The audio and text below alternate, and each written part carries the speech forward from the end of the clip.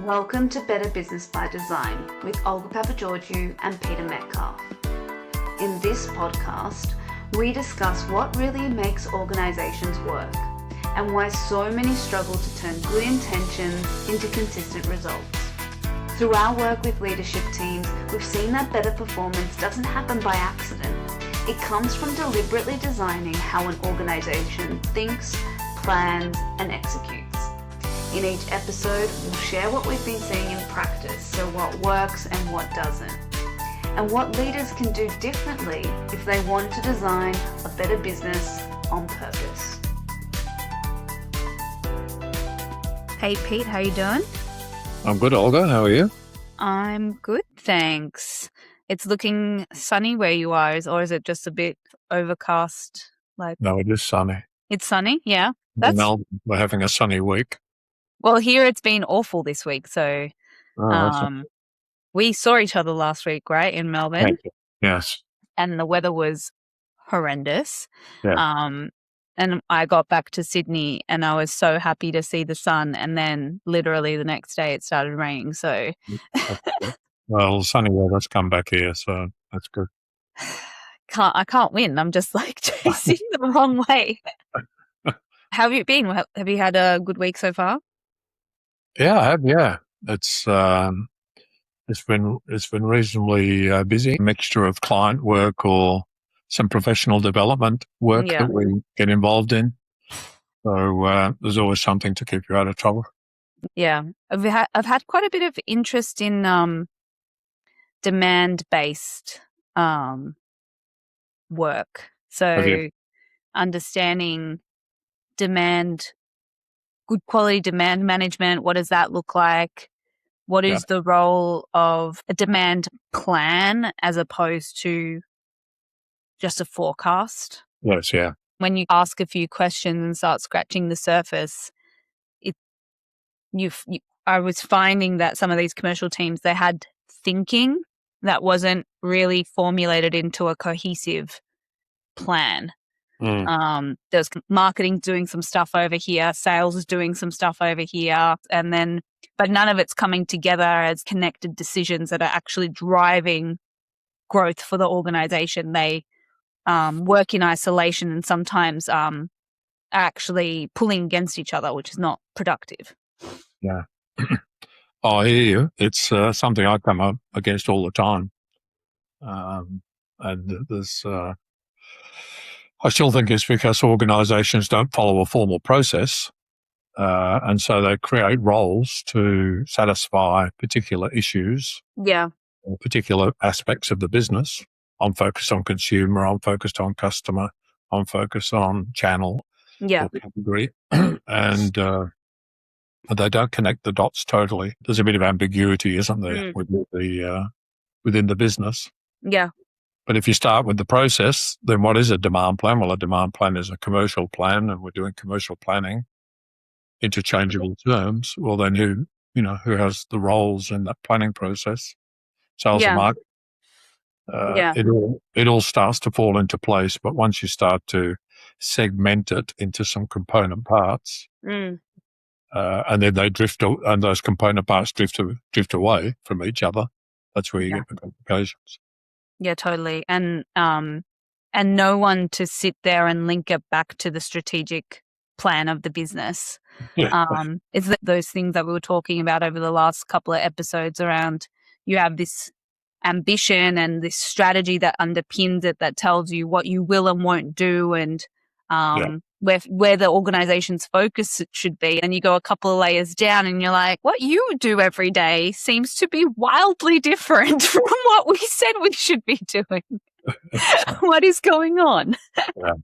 It's actually a good segue into what we're talking about today, right? Reflecting on the last two conversations that we had, we're like primarily focused around what is strategy, what do we think strategy is, and why it's important for a business to have one.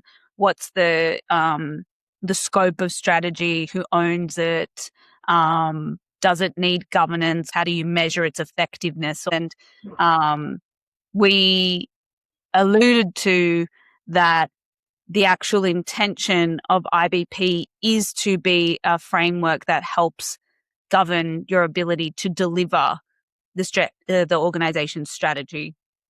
But we didn't really go into what that meant. So that's the intent of today, is to really put a focus on what IBP is in the scope of delivering the organization's strategy, and why we think it's a really good framework to do that, and bust a few myths around what IBP is and what it isn't, because I have a few pet peeves around that myself.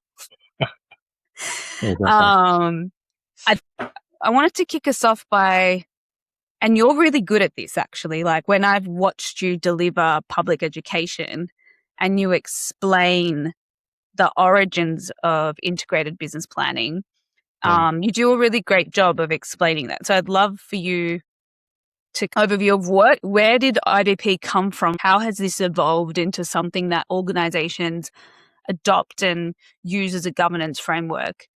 Yeah, definitely. I can certainly share my understanding of it. It goes back, Oliver Wight's been around for 55 years or more, and it all started back then in 1969 when Ollie Wight, as we've explained in previous podcasts, was a very passionate manufacturing person and wanted organisations to become better practice. So, we had things like master scheduling and material requirements planning. So it was all down there in the supply part of the organisation and getting them to be a high-performing business unit. But then, of course, they quickly realised that, manufacturing isn't the whole part of the business. We've got the commercial part. So it'd be useful if we got a good demand signal coming through from the sales team or sales and marketing teams. And so, cut a long story short, sales and operations planning was born, sales team giving a signal to the operations team, and let's plan and execute in a collaborative manner. And then as I started socializing this and teaching organizations about it, the finance team realized that there'd be some very useful numbers that they could pick up from this latest view where the organization was going. And back then they were still probably only looking relatively short term. By that I mean 3 months, 6 months, maybe current financial year as a best case horizon to be forecasting and planning. But the finance team thought there was some good benefit to be gained from the latest forecast from the sales team or the latest plan. And then, of course, how much that was going to impact the supply team and what the cost would be. And the inventory impact, the working capital impact. So you're starting to see, again, these components, buildings, sales, operations, finance. And then the more mature organizations realize that, well, that's not the whole business.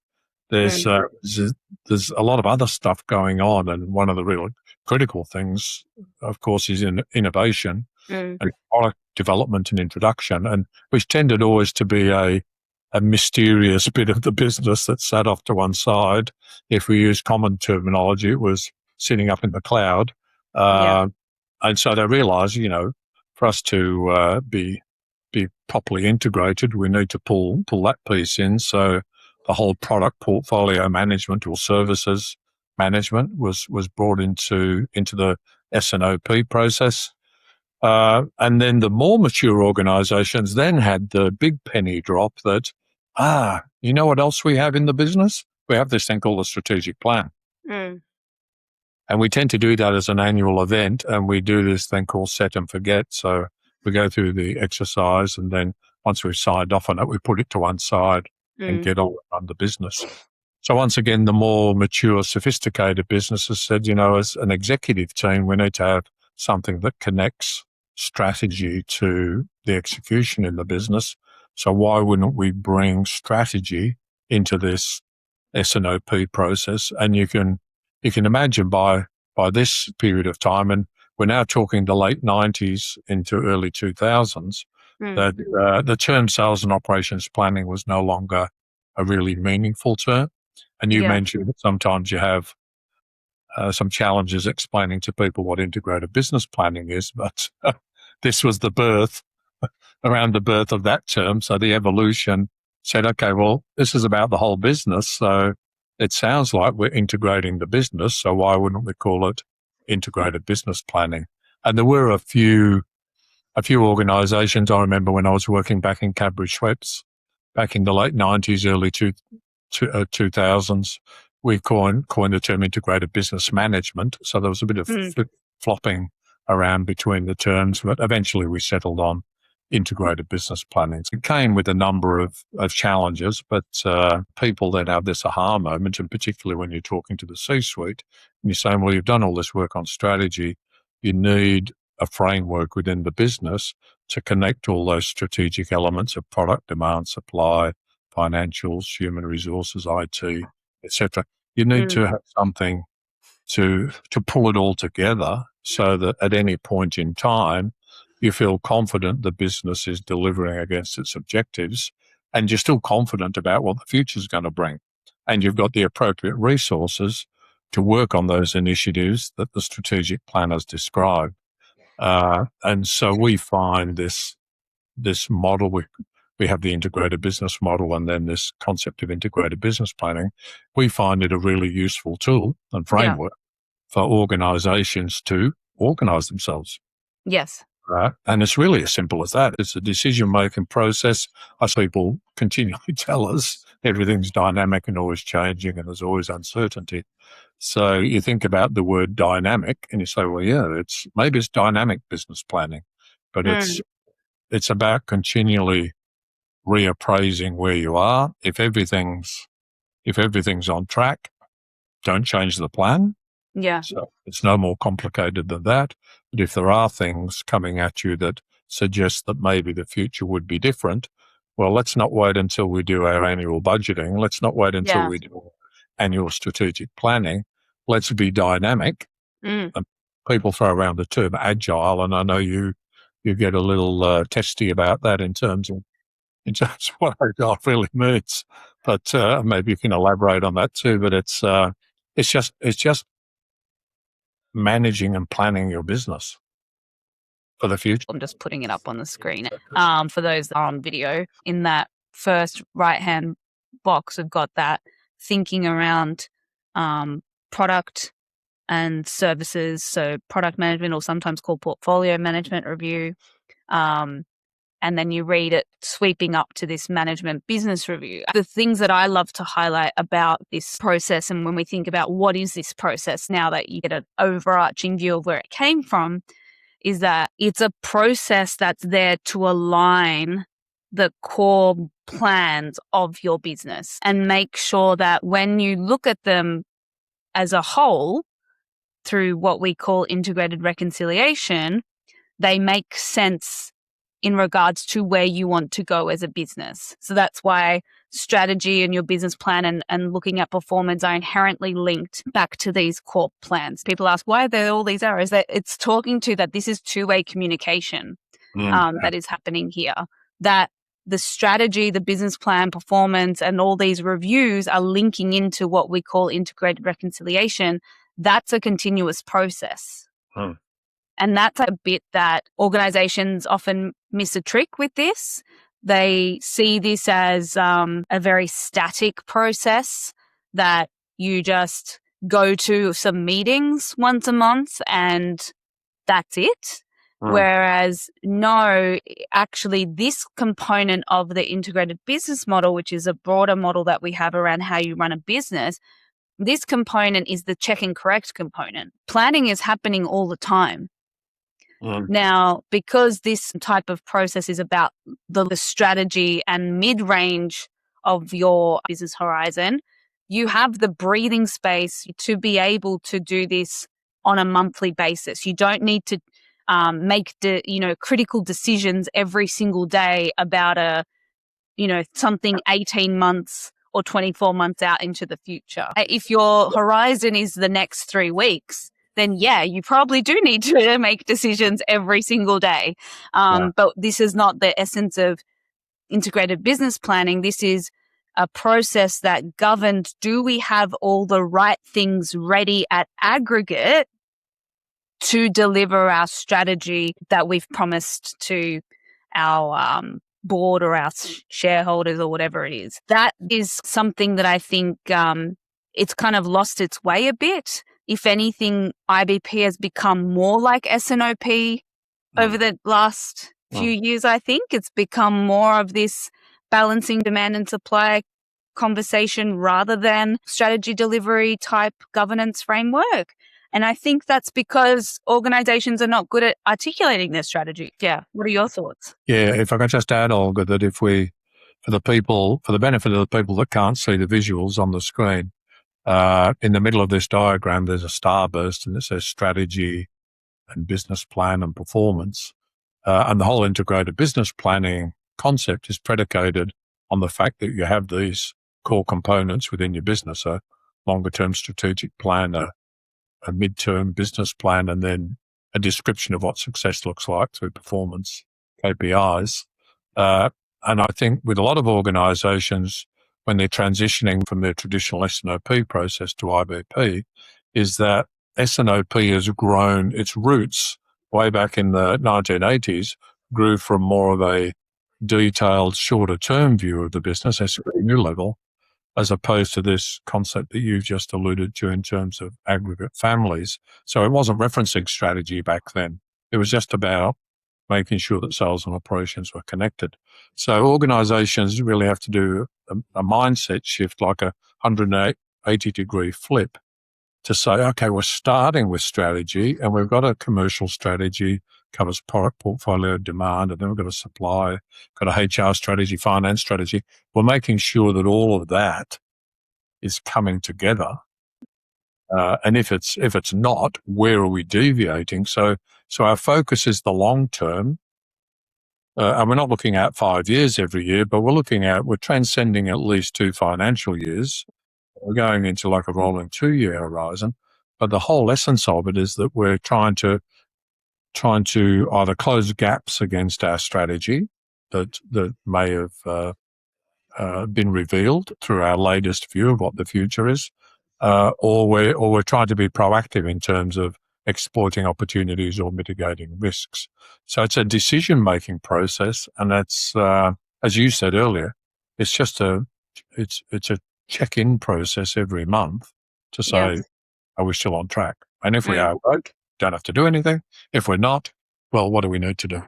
That's excellent point. And I think what jumps up into my mind when I think about that is that the other bit that I see that organizations haven't quite grasped, aside from we're thinking about this strategy coming down and us interpreting the strategy and then looking back up to see if we're interpreting the strategy correctly through our plan, the strategic plan, into this more like business plan / operational plan, is that they look at that integrated business planning diagram that we have and these 5 reviews: the product portfolio management review, the demand review, the supply review, the reconciliation review, and the management business review.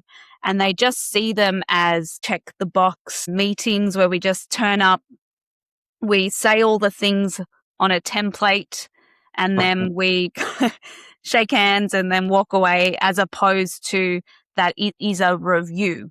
It is not information sharing. It's not figuring out the plan in the meeting.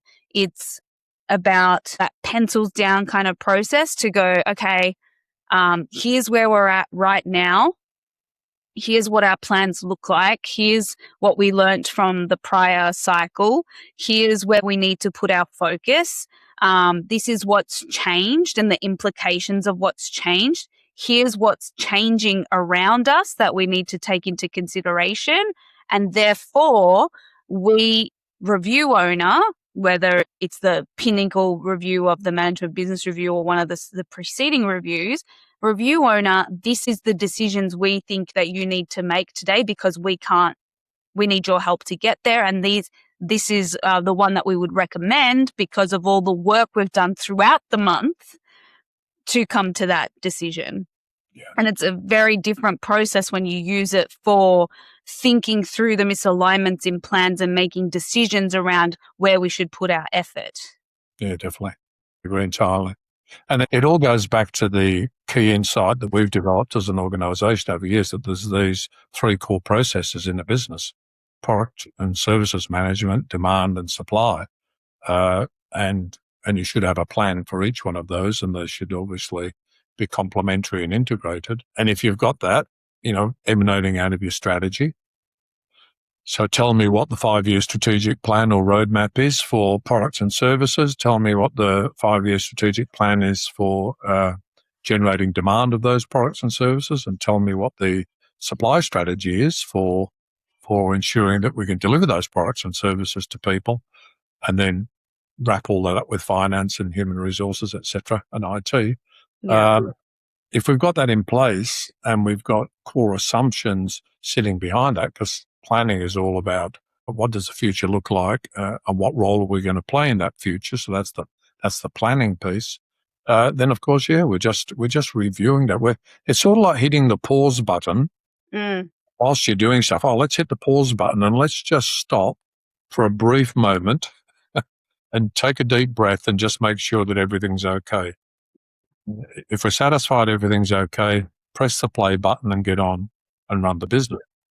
So we're not asking people to rebuild the plans every month. We're not asking them to change everything. It's an exception-based process. Has any new evidence come to us this month that suggests we should be doing something differently, which we have to make a decision on?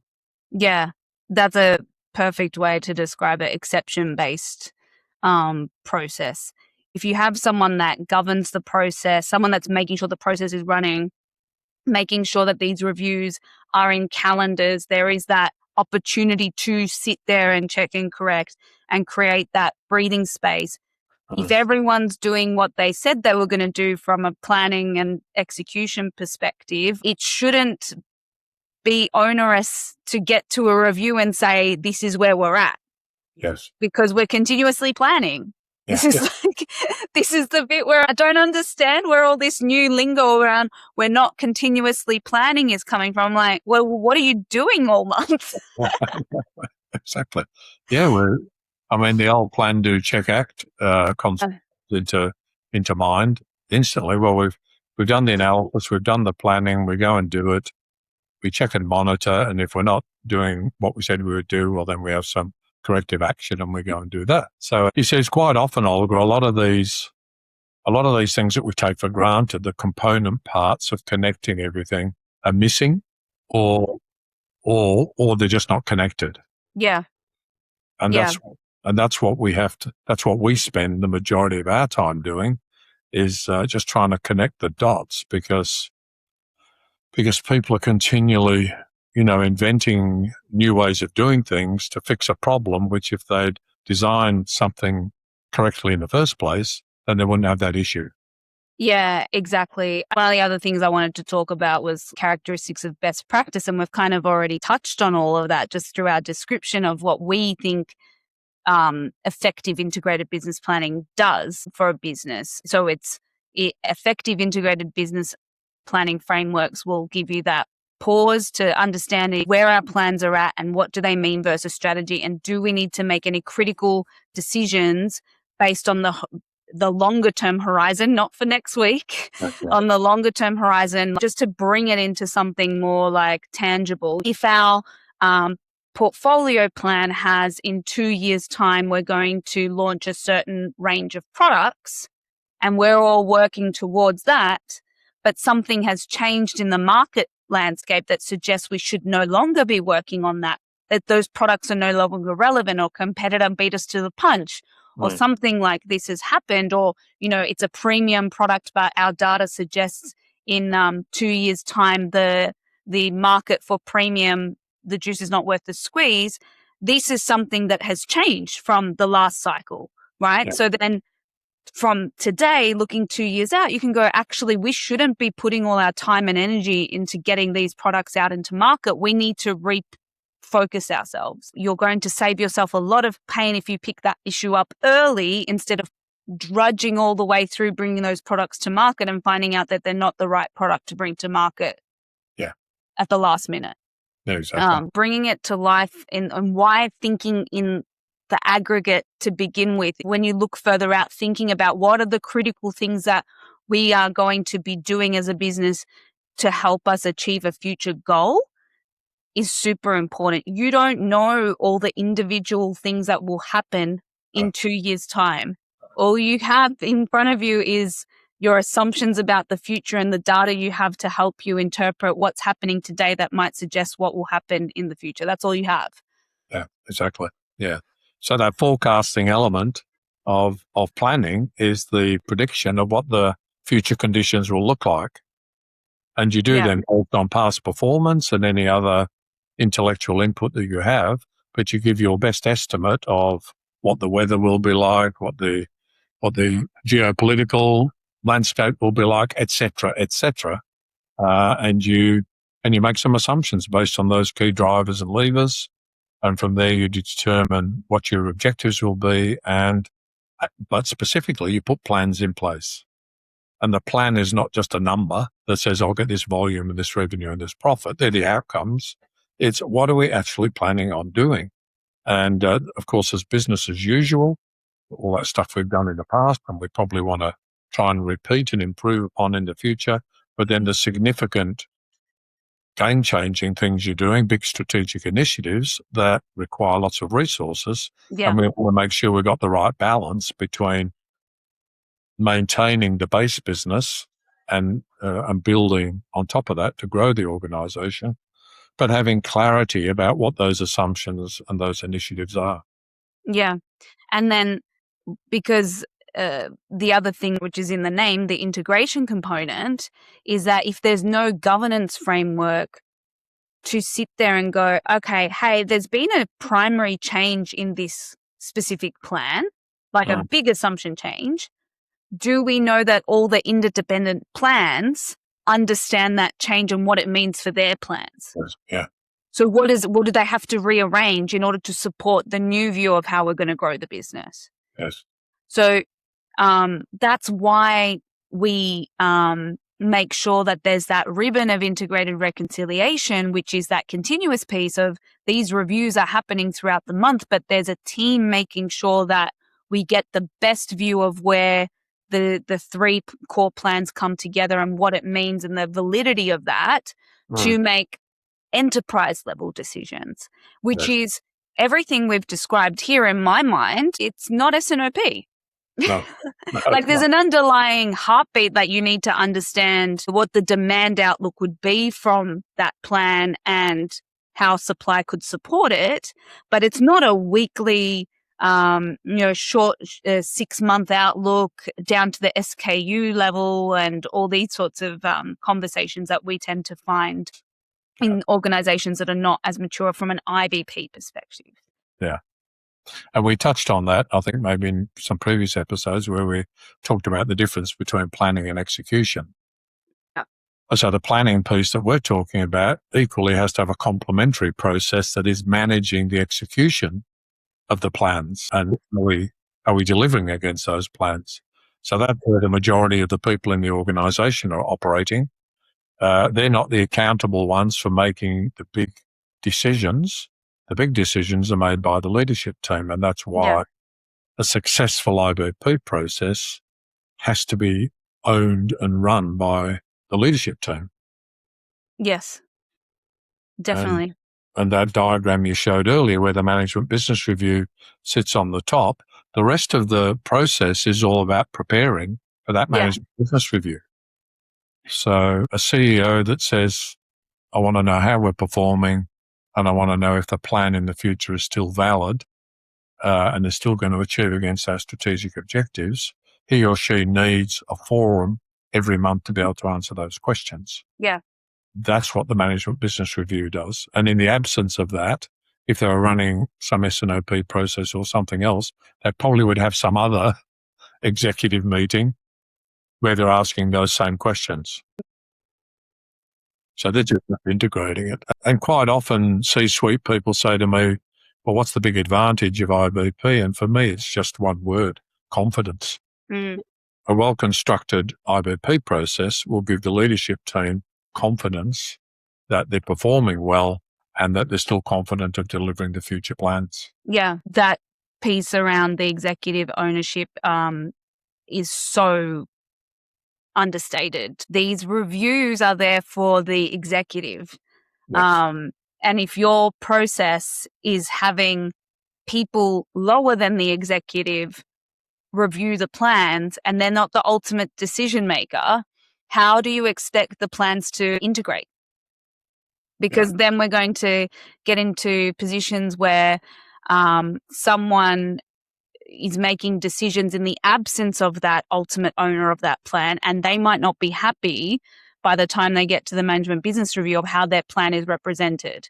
So it's very counterproductive to do that. I think the other bit that I would highlight as we start to wrap up, because we covered a lot around that, those characteristics of IBP and why it's there to deliver strategy, is that it requires facilitation. And organizations that don't give enough resource to the process, because each of those reviews requires someone to bring the story together of how the plans are shaping up, etc. It's always a team effort, but there's someone filtering what is important for that cycle. There needs to be someone with strong business acumen in their relative specialties to come together and go, you know what, these issues that you brought up this month about the plan, they're not important. This is what's important. This is the most critical change that the review owner needs to be aware of. Yeah. So the facilitator roles are not analysts. They're people who can really create that business filtering mindset and go, okay, this is what is actually important at aggregate, and these are things that need to be pushed down and solved at a lower level, or moved or thought about maybe in a few months' time, et cetera, et cetera. That facilitator role is so critical. And if you're bringing people into those roles of facilitators, yes, they need to be good with interpreting data and all that sort of stuff. Yes, that's very critical. But if they don't have the complementary business acumen and understanding how all the functions integrate together, the process won't achieve its desired level of maturity. Yeah, I agree. The planning word, I don't think, if you speak to most people and get an honest response, it's not a very sexy word. It's not a sexy part of the business. Oh, yeah, I want to spend my life doing planning. Really, what excites people is doing the executing. And that's what most people, when you go into a company office, you'll see people executing plans. They're doing stuff. But the planning is just so critical that if it is deviating, if you didn't deliver against your plan last month, why not? What happened? And could that have an impact on the future? So a good facilitator is continually challenging the status quo, if you like. Hey, sales director, you didn't deliver your plan last month or the month before or the month before, but you haven't changed your view of the future. That sounds a bit fishy to me. Yeah. And you haven't been able to explain adequately why you did underdeliver. So a good facilitator, whether it's in the demand review, whether it's in the MBR, wherever, is challenging those deviations to plan. Yeah. And trying to facilitate discussions that are best for business to get them back on track. Yeah. I have to disagree with one component, is in that I think planning is actually very exciting, because planning is a realm of possibility. Yes. In my mind, you're actually shaping the thinking around how the business is going to evolve in the future. That's what planning is. And the delivery of that plan, which is kind of ends up being your day-to-day decision-making about how am I going to make sure I ladder up to this business plan and subsequently the strategic plan, I think is not as fun, to be honest. Because in the planning space, you can think about, if I want to completely transform this organization, what capability do I need to bring in? What resources do I need to bring in? What technology should I bring in? What capital should I invest in? You're really talking about, big, bold things that you'll be doing as a business, as opposed to day-to-day hustle. In my mind, I find that quite exciting. Yeah. Oh, yeah. Look, don't get me wrong. I mean, we love teaching planning, and we're in the planning environment. So I'm with you there, but it's just my observations. Yes, I agree. When you're talking with people in business, getting them excited about planning, like you and I get excited about planning, is sometimes a challenge. But yeah, if you're in that strategic planning space where there's many possibilities and we're brainstorming, et cetera, yeah, that's good fun. Yeah. It's my personal ambition to change the perception of planning. Yeah. Because it is actually, if you're not planning, you're setting yourself up for failure. Yeah, definitely. Because you'll just react to everything. Yeah. Planning is there to help you prepare for the future. And reacting to everything is okay if you've got a lot of money. Because you're unprepared for something, but I want that something to happen. Well, something else to happen. Well, the facts of life are that there's lead times and you can't lift your fingers and do everything. If you've got more money, you can generally make some things happen, but then it becomes very expensive for your business. So a well thought out plan, well executed plan is going to make you an effective and efficient organization. Yeah. And the last thing I would say around some food for thought around what my experience is around how the process can be really effective is to also not think of it as one number. You hear this like one number. I think this is sending people off on the wrong course. It's actually, to me, it's about a set of plans that work together and they produce the best possible view of the future that we think we can achieve together. Yeah. And then we understand that the future is uncertain. Yes. So then there is subsets of that around the what if.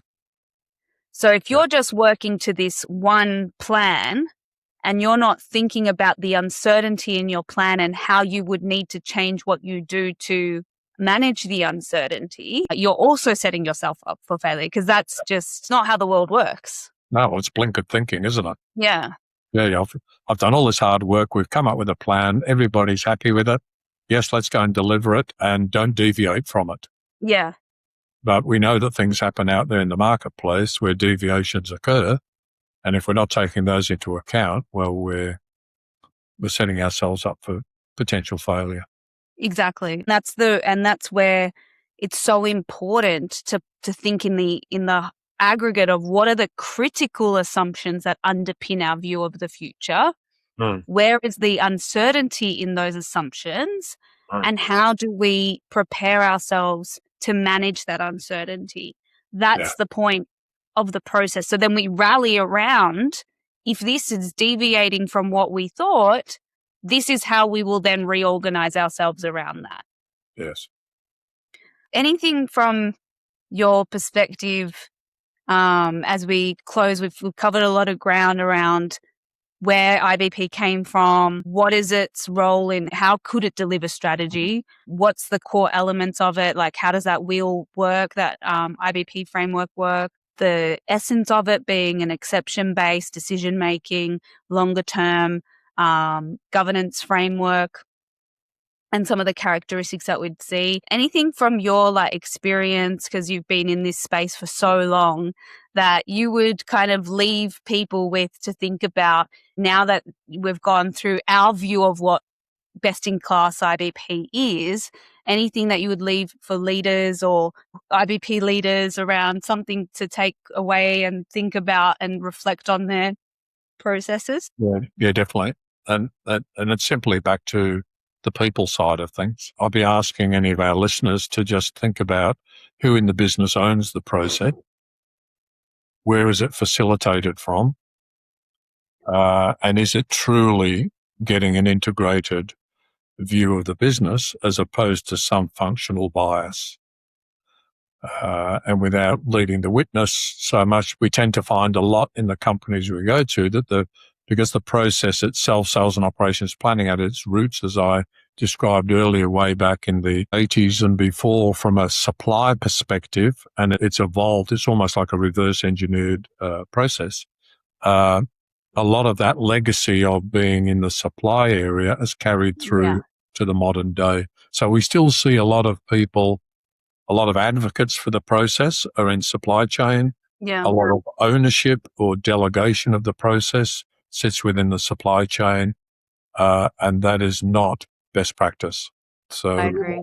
So sitting with the managing director or CEO who passionately believes in the process and says, this is what I need to run my business, and I need someone to help me facilitate this process, and then all the other component parts adopting the same approach. That's where I'd encourage people to go back and think about their own businesses and say, where does this S&OP IBP process fit, and is it exactly the way that Peter and Olga are describing it? That's a fantastic point. I see a lot of content that talks about pros and cons of running IBP from different functions, and I'm like, whoo, deep breaths.